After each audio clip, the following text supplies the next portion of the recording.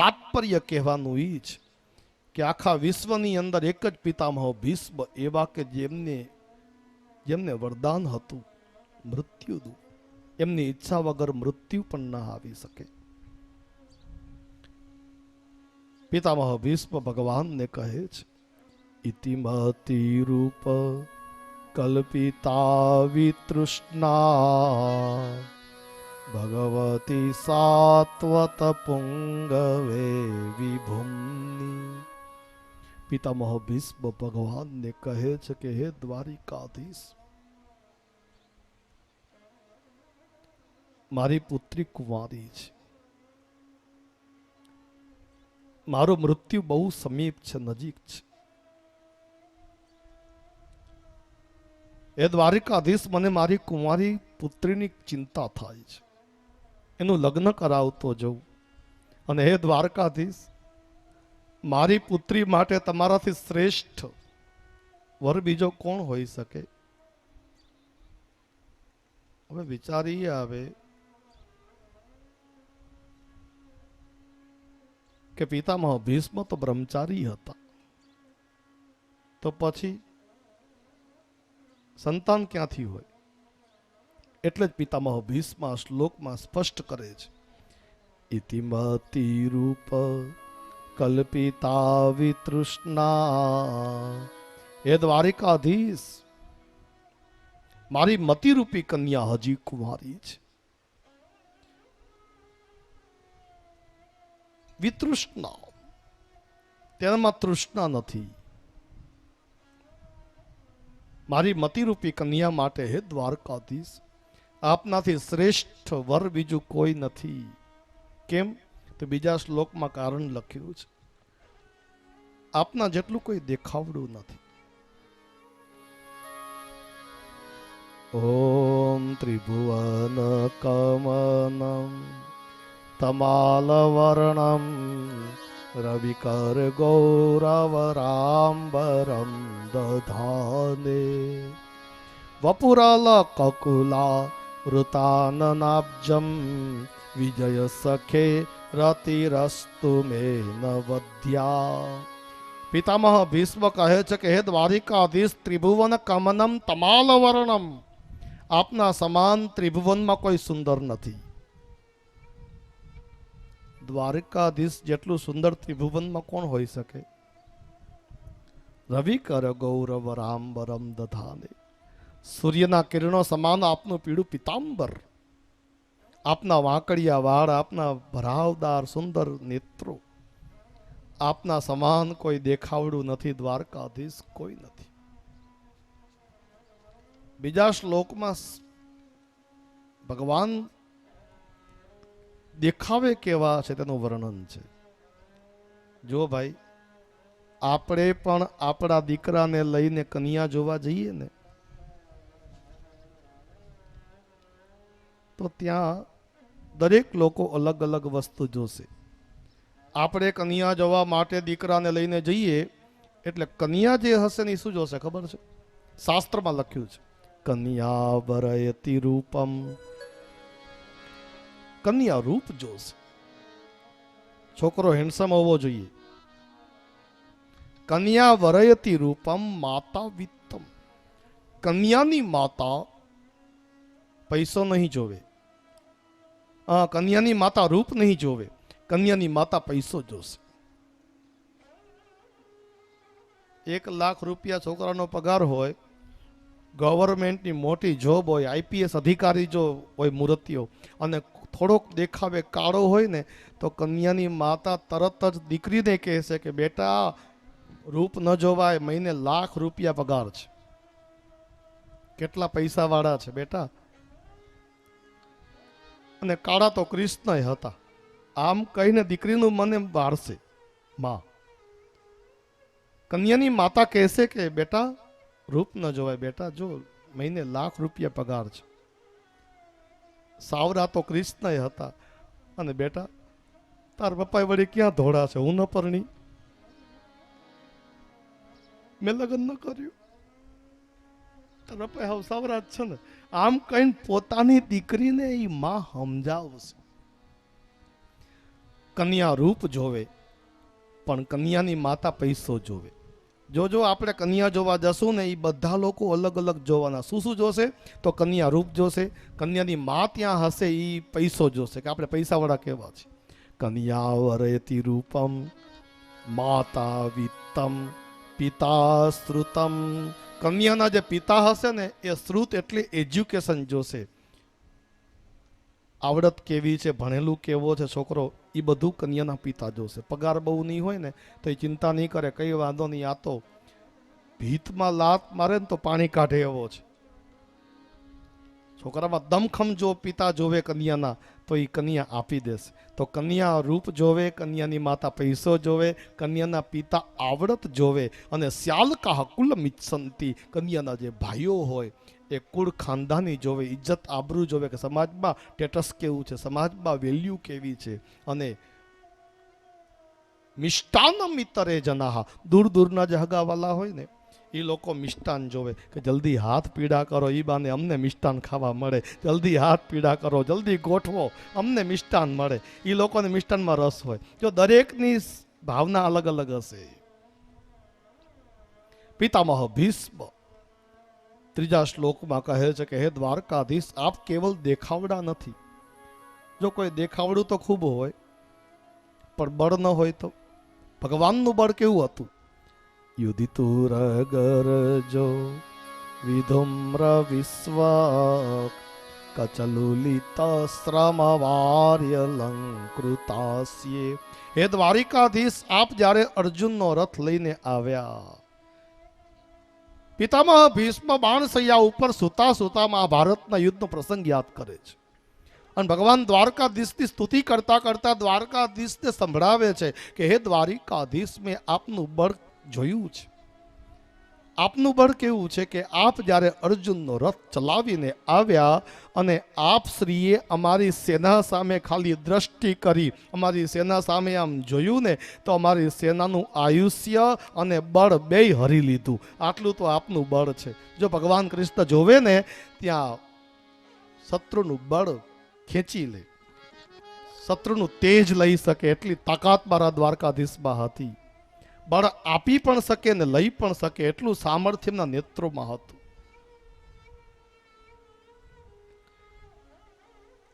દેખાવ ખૂબ સારો હોય, બળે ખૂબ સારું હોય, પણ મહારાજ જ્ઞાન ન હોય તો? પિતામહ ભીષ્મ કહે મેં આપનું જ્ઞાન પણ જોયું. અર્જુન જ્યારે નાસીપાસ થઈ ગયો ત્યારે આપે મહાભારતના યુદ્ધ પહેલા અર્જુનને ગીતા સંભળાવી, અને એ ગીતા ખાલી અર્જુને નહીં મેં પણ સાંભળી હતી. એ ગીતા સાંભળતા પિતામહ ભીષ્મ કહે મને આપના જ્ઞાનનો પરિચય થયો. મને થયું કે આપના સમાન જગતમાં કોઈ જ્ઞાની નથી. મહારાજ જ્ઞાન પણ બહુ સારું હોય, દેખાવ ખૂબ સારો હોય, મહારાજ બળ પણ ઘણું સારું હોય, પણ સ્વભાવ સારો ન હોય તો ઘણા લોકો સ્વભાવથી દુઃખી. મને કહેવા દો, આ જગતમાં 100 લોકો હોય ને દુઃખી, તેમાંથી 70 લોકો સ્વભાવથી દુઃખી મળશે. યાદ રાખજો. આમાં આવતા હોય અને આપણે ખાલી પૂછીએ ક્યાંથી આવો હો? ચૂલામાંથી આવે છે. કેમ? એટલે ભાઈ ખાલી તમને પૂછ્યું ક્યાંથી આવો છો, પણ આમથી અમથા ખીજાતા જોઈ. આપણે આમ ખાલી પૂછ્યું હોય, ઓટલી ઉપર બેઠા હોય ને આપણે આમ નીકળ્યા હોય ને આપણે ખાલી પૂછીએ શું બેઠા હો, તો શું ઊભા થઈ જઈએ? એટલે ખાલી પ્રેમથી પૂછીએ છીએ, પણ ઘણો સ્વભાવ જ એવો હોય. એક ભાઈનો સ્વભાવ છે ને, એ ભાઈના ઘરે કૂતરો હતો, એટલે એ કૂતરા માટે બિસ્કિટ લેવા ગયા. દુકાને ભીડ ઘણી હતી, વારો આવતો નહોતો, એટલે આ ભાઈ અંતે કંટાળ્યા અને દુકાનદારને ખીજાઈને બોલ્યા, કૂતરાને ખાવાના બિસ્કિટ આપો ને. દુકાનદાર કહે અહીં ખાવા હે કે બાંધી દઉં? અહીં ખાવા છે કે બાંધી દઉં? આવો સ્વભાવ ન રાખજો હો. સ્વભાવ છે ને, જો સ્વભાવ કેમ બગડી ગયો ખબર હે? આપણે સત્સંગથી દૂર થઈ ગયા છીએ, એટલે સત્સંગથી નજીક રહેજો. સત્સંગ જ એક એવો ઉપાય છે જેનાથી આપણો સ્વભાવ સુધારી શકાય છે. મારા ભાઈ બહેનો, સુખી થવું હોય ને બહેનો, તમે ખાસ એક વાત સાંભળજો. સુખી થવું હોય તો રસોઈ બનાવો એટલે સૌથી પહેલી રોટલી બને ને એ કોની હોય? આપો જવાબ આપો. રસોઈ બને એટલે સૌથી પહેલી રોટલી ગાય માટે કાઢજો. સૌથી પહેલી રોટલી ઉપર અધિકાર ગાયનો છે, આપણો કોઈનો નથી. એટલે રસોઈ બને એટલે સૌથી પહેલી રોટલી ગાય માટે જુદી કાઢો.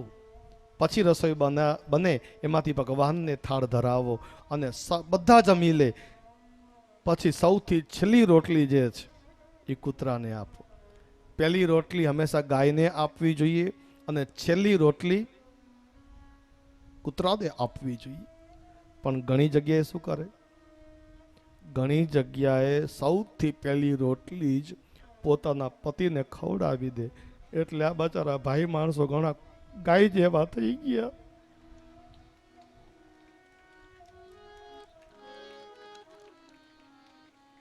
અને સૌથી છેલ્લી રોટલી પોતે ખાઈ જાય.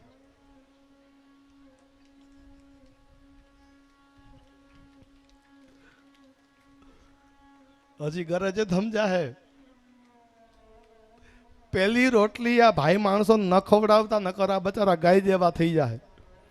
અને છેલ્લી રોટલી તમે ન ખાતા, નહીતર પછી મને કહેજો નહીં, સ્વભાવ બગડી જાય.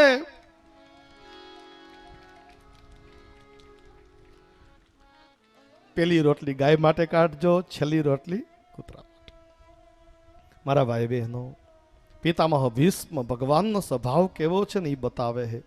પિતામહ ભીષ્મ કહે છે કે દ્વારકાધીશ, તમે પ્રતિજ્ઞા લીધી હતી કે મહાભારતના યુદ્ધમાં હું શસ્ત્ર હાથમાં નહીં લઉં. અને મહાભારતનું યુદ્ધ શરૂ થયું અને મેં પ્રતિજ્ઞા લીધી હતી કે હું ગમે તેમ કરીને તમારા હાથમાં શસ્ત્ર લેવડાવીશ. જો ભગવાન અને ભક્તની પ્રતિજ્ઞા સામસામી ટકરાઈ હતી. અને એ વખતે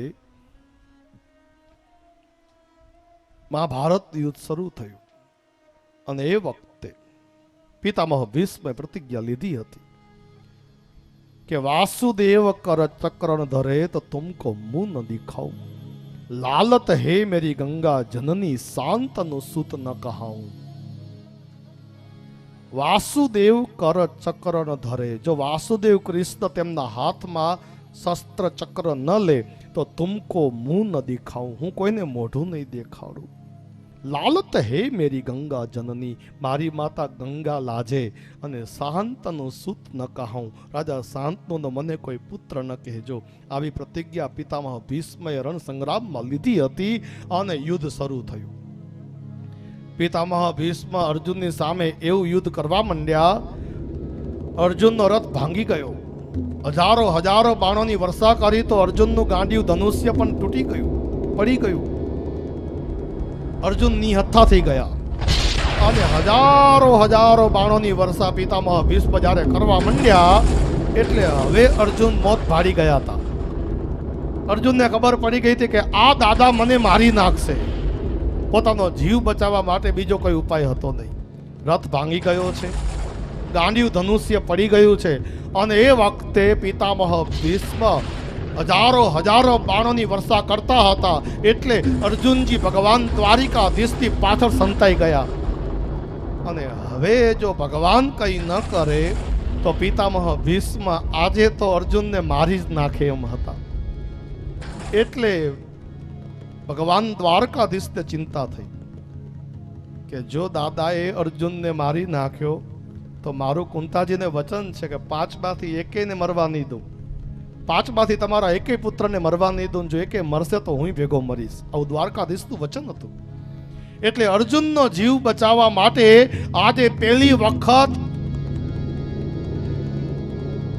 તૂટેલા રથનું પરડું દ્વારકાધીશે હાથમાં લીધું અને જે રીતે સિંહ હાથીની સામે દોડે એમ ભગવાન દ્વારિકાધીશ હાથમાં રથનું પરડું લઈને પિતામહ ભીષ્મની સામે દોડ્યા.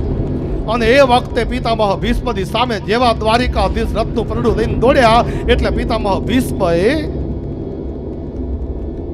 ભગવાન દ્વારકાધીશને કહ્યું કે બસ પ્રભુ, બસ આટલું જ જોઈતું હતું.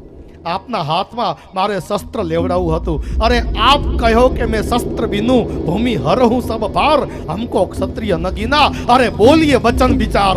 પિતામહ ભીષ્મ કહે જરા વિચાર કરીને બોલતા જાઓ. દ્વારકાધીશ વિચાર કરીને બોલો. ભગવાન દ્વારિકાધીશ ને પિતામહ ભીષ્મ કહે છે કે આપ કહો કે મેં શસ્ત્ર બીનું ભૂમિ હરહું સબ ભાર. હું પૃથ્વીનો બધો જ ભાર શસ્ત્ર વગર હરી લઈશ. અમકો ક્ષત્રિય ન ગીના. મને મારવો હોય ને તો શસ્ત્ર તો હાથમાં લેવું પડે. મને શું તમે ક્ષત્રિય ન ગણ્યો? હું ક્ષત્રિય છું અને મને મારવો હોય પિતામહ ભીષ્મ કહે તો શસ્ત્ર તો હાથમાં લેવું જ પડે. લેવું પડ્યું ને તમારે. ભગવાન દ્વારકાધીશે હાથમાં જે રત્નનું પરડું હતું એ નીચું નાખ્યું અને ભગવાન હસવા માંડ્યા. દારી ચક્ર હરી હસી પડ્યો. ઉત્તર દિયો બ્રજરાજ. ભગવાન કૃષ્ણએ જવાબ આપ્યો, ત્યજી પ્રતિજ્ઞા મેને. મારી પ્રતિજ્ઞા હતી કે હું હાથમાં શસ્ત્ર નહીં લઉં, છતાં પણ મેં મારી પ્રતિજ્ઞા ત્યજી દીધી, છોડી દીધી. કેમ ખબર છે? ત્યજી પ્રતિજ્ઞા મેને તોરી પ્રતિજ્ઞા કાજ. તમારી પ્રતિજ્ઞા સાચી કરવા માટે તમે પ્રતિજ્ઞા લીધી હતી ને કે ભગવાનના હાથમાં શસ્ત્ર લેવડાવીશ, તો બસ મેં લઈ લીધું. જો હું શસ્ત્ર હાથમાં ન લેત તો તમારી પ્રતિજ્ઞા ખોટી ઠરત. કાલ હવારે જગત કહેત કે પિતામહ ભીષ્મની પ્રતિજ્ઞા તો સાવ ખોટી પડી. अपना मान टले टल जाए, भक्त का मान न टलते देखा. આવો સ્વભાવ દ્વારિકાધીશનો હતો. ભગવાન દ્વારકાધીશે કહ્યું કે તમારી પ્રતિજ્ઞા સાચી કરવા માટે મેં મારી પ્રતિજ્ઞા તોડી નાખી છે. આવો સ્વભાવ હરિનો હતો અને એ સ્વભાવ પિતામહ ભીષ્મ મરણ વેળાએ યાદ કરે છે કે હે દ્વારકાધીશ, આપનો મને સ્વભાવ યાદ આવે છે. પિતામહ ભીષ્મએ ભગવાનની દિવ્ય સ્તુતિ કરી. અંતે પિતામહ ભીષ્મએ દેહ છોડ્યો છે. તેમનામાંથી દિવ્ય તેજ નીકળ્યું, ભગવાનમાં ભરી ગયું અને એ પછી ભગવાન દ્વારિકાધીશે પાંચેય પાંડવો પાસે પિતામહ ભીષ્મની અંત્યેષ્ટિ ક્રિયા કરાવી. ભગવાન દ્વારિકાધીશ હસ્તિનાપુર પધાર્યા. પાંડવોને ઉતારી ભગવાન દ્વારિકાધીશ હસ્તિનાપુરથી દ્વારિકા પધાર્યા છે. મારા ભાઈ બહેનો, પાંચેય પાંડવોને વિજય અપાવીને, જુઓ ભાઈ, મહાભારતના યુદ્ધ પછી પહેલી વખત દ્વારિકાધીશ પાંડવોને વિજય અપાવી આજે દ્વારકા પધાર્યા છે. એટલે દ્વારકામાં ઘેર ઘેર તોરણો બંધાયા છે, ઘેર ઘેર રંગોળીઓ પુરાઈ છે, ઘેર ઘેર ઉત્સવ થઈ રહ્યા છે. દિવ્ય ભવ્ય સ્વાગત મારા દ્વારકાધીશનું થયું છે. અરે કોઈના હાથમાં પુષ્પ, કોઈના હાથમાં ચોખા, કોઈના હાથમાં પાન, કોઈના હાથમાં અબીલ, કોઈના હાથમાં ગુલાલ છે. જ્યારે ભગવાન દ્વારકાધીશ પધાર્યા ને દિવ્ય ભવ્ય સ્વાગત ભગવાનનું થયું છે. આપણે પણ સ્વાગત કરીએ અને એ સ્વાગત માટે એક સુંદર મજાનું એક કીર્તન ભજન કરીએ. માટે જેને નાસ્તા ગાતા આવડતું હોય ને બેસી ન રહેજો. આ તો મોમાઈ માતાના ધામમાં કથા બેઠી છે એટલે આપણે આમાં જેટલો આનંદ કરીએ એટલો ઓછો છે. આપણને નાસ્તા ગાતા જોઈને માતાજી ખૂબ રાજી થાય છે. માટે ખૂબ બધા આનંદ કરજો. જેને રમતા આવડે એ બધા ઊભા થઈ જાઓ. ઓમ ઓમ. આવો શ્રીનાથજી, આવો રે શ્રીનાથજી, આવો શ્રીનાથજી, આવો રે શ્રીનાથજી. સંગે શોભે છે રૂડા શ્રી યમુને મહારાણીજી. આંગણ ઉત્સવ બની આવો શ્રીનાથજી. ઉત્સવ બની આવો આવો શ્રીનાથજી, આવો શ્રીનાથજી, આવો શ્રીનાથજી, આવો શ્રીનાથજી. સંગે શોભે છે રૂડા શ્રી યમુને મહારાણીજી. આંગણ ઉત્સવ બની આવો શ્રીનાથજી. મોટું મંડળ બનાવો, મંડળ બનાવો. રાસનું મોટું મંડળ બનાવીને બધા રમો. આવો શ્રીનાથજી, આવો શ્રીનાથ.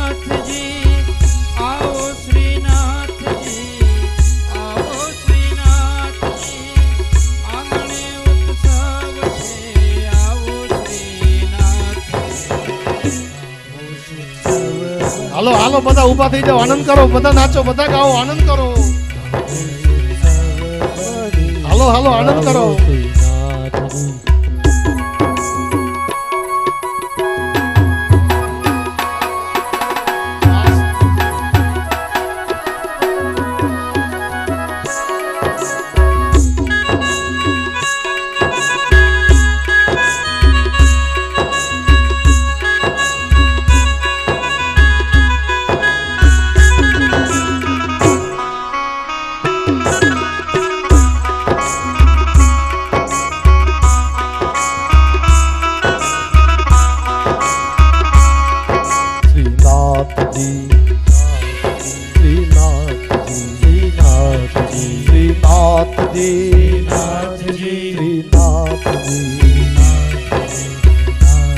મને વહાલું લાગે, મને વહાલું લાગે શ્રીજી તારું નામ.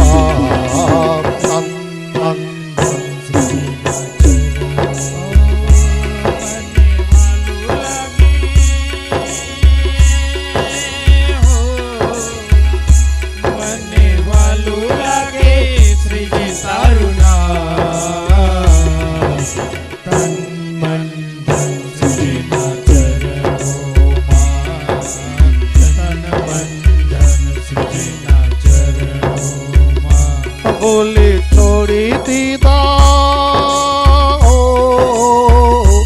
બોલી છોડી દીધા સગડા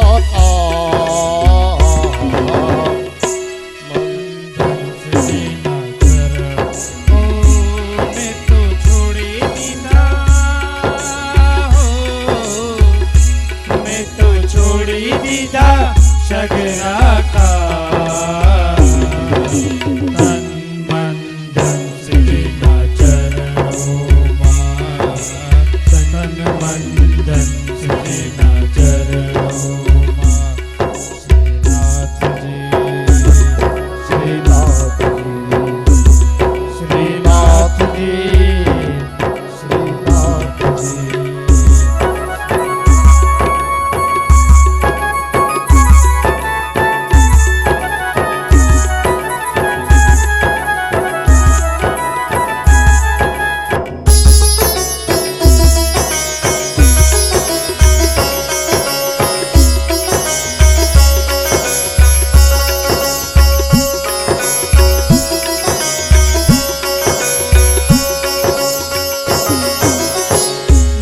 મંદિરીએ તુલસીની માળા, હમ બંધના તોડશે તાળા.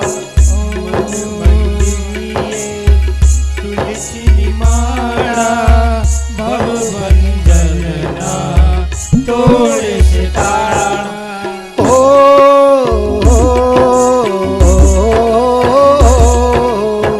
મન મંદિરે તુલસીની માળા, ભવબંધનના તોડશે તાળા. મન મંદિરે તુલસીની માળા, ભવબંધનના તોડશે તાળા. મારું ઘર બને હો, અમારું ઘર બને ઋણ બ્રજધામ.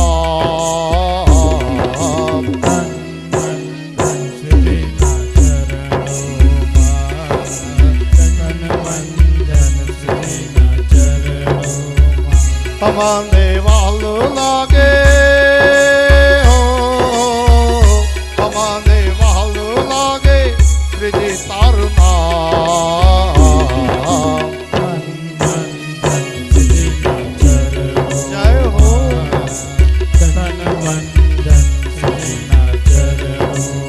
આનંદ કરો.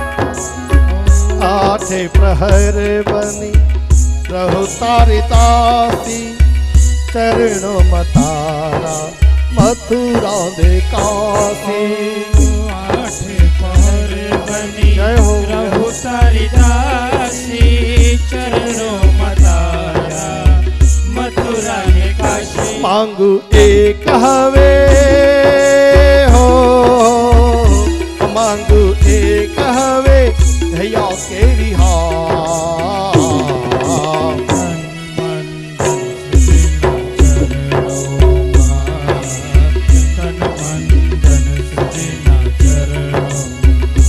મને વાલું લાગે હો મને વાલું લાગે શ્રીજી તારું નામ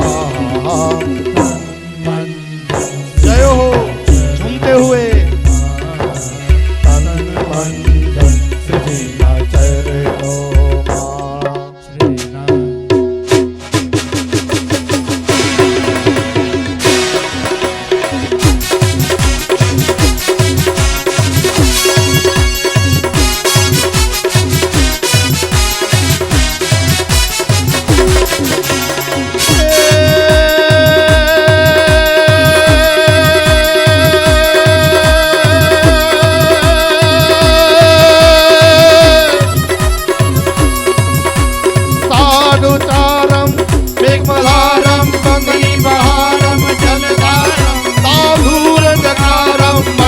पुकारम हरियाकारम विस्तारम तालहि समारम यशपारम नंद कुमारम निर्चारी कहे राधे प्यारी बेबलिहारी गोकुल आओ गिरधारी रे धीरे गोकुल आओ गिरधारी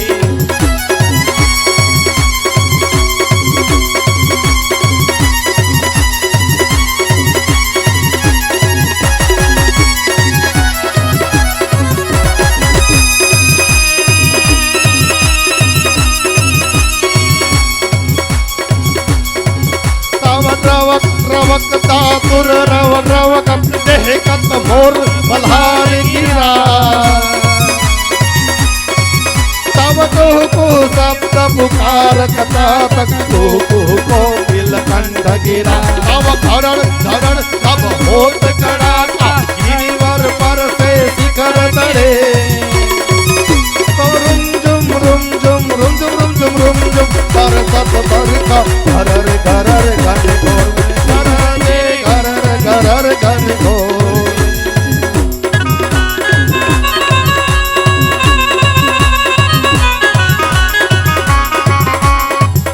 हालो हालो आनंद करो नाचो गाओ जय हो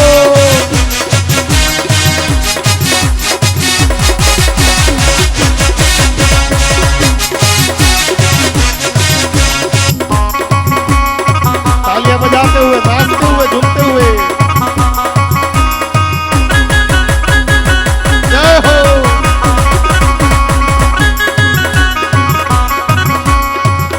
छोटी गैया छोटे छोटे ग्वाल छोटी छोटी